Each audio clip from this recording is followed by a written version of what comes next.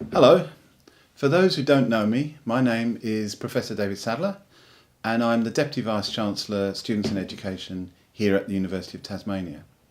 In that role, I have the privilege of leading our major curriculum renewal programme. I'm really sorry that I can't be with you at Teaching Matters, and I think this is the first time in 6 years that I've been missing in action for the conference. It's always been a real highlight of the year and a testimony to the depth of enthusiasm for excellent learning and teaching we have here at the university. I really hope it's going well. I also want to acknowledge my close friend and colleague Sally Kift, and I know she will have brought great insights to the conference. I am speaking to you today in support of the launch of the university's new curriculum.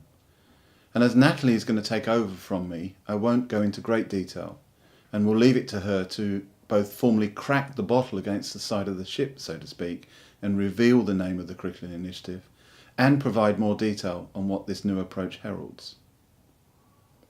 This is a truly exciting moment, and I cannot overemphasise the extent to which the fledgling ideas we began some 18 months ago have caught the imagination of so many and have now been further refined and developed into a suite of proposals that together make up the new University of Tasmania educational model.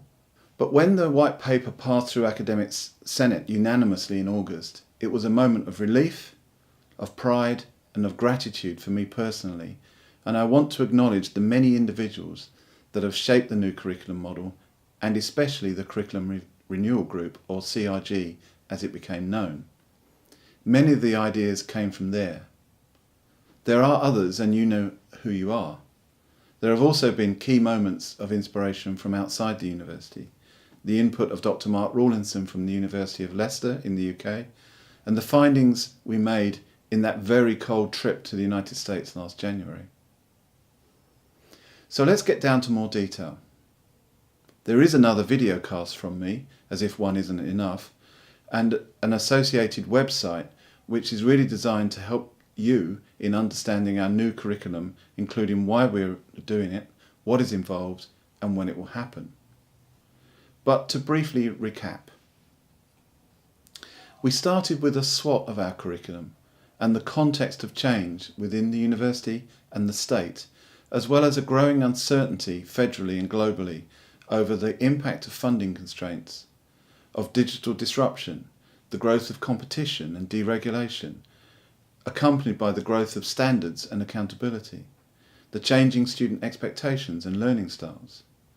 We know that the model of a supply-based education of the disciplinary canon will not serve graduates who will encounter, for example, automation that necessitates the achievement of higher level skills, as well as the essentially human capabilities of analysis, judgment, ethics, problem solving, communication and team working, to name but a few. Equally, our graduates will live and work in a world where global issues are local problems, such as sustainability, human rights, democratic and civic participation, and these are rarely adequately addressed by a single disciplinary perspective. We also recognise the breadth of our curriculum challenge given our role as the sole university in Tasmania, with campuses spread across the island, meeting the needs of all Tasmanians, but also opening to the world through our important locations in Shanghai and in Sydney. Against this, we set ourselves the task of a renewal that would provide an authentic path, whatever the vicissitudes of federal policy, that would bring greater sustainability to the university and align with the broader transformation agenda for Northern Tasmania, and which would provide a distinctive model of education appropriate to the needs of our students and our status as one of Australia's leading research universities. Now, we looked at what many other universities have done in respect of curriculum renewal, and in many ways we learnt from these, including from overseas institutions.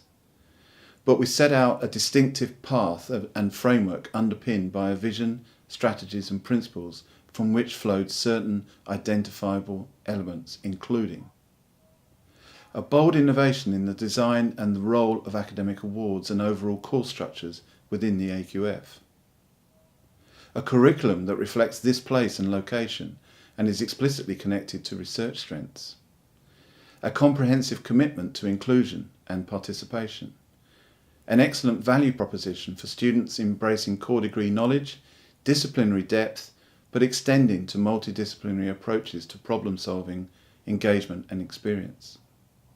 This value proposition would bring into central focus what has often been considered co-curricular, work-integrated learning, leadership, service and study abroad. A model of student participation and engagement which is central to the curriculum strategy and which we believe will be the leader in Australia. Infrastructure in terms of purpose-built, flexible and high-technology learning environments. And finally, a pedagogic model that addresses how students learn, including peer learning, uses of social media and technology-enhanced learning.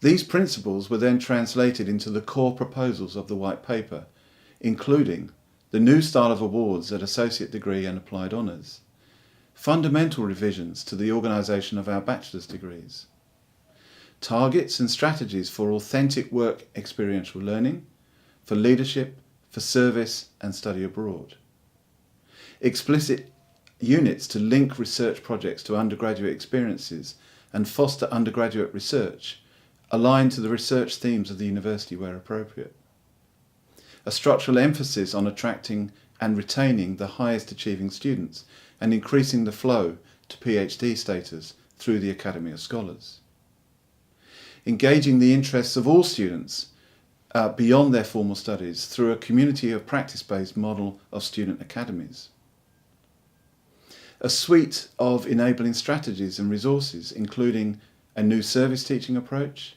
course consolidation and infrastructure to support experiential learning, a new Aboriginal and Torres Strait Islander strategy, and a greater focus on technology-enhanced learning and assessment, and software systems to help curriculum mapping and also map student placements.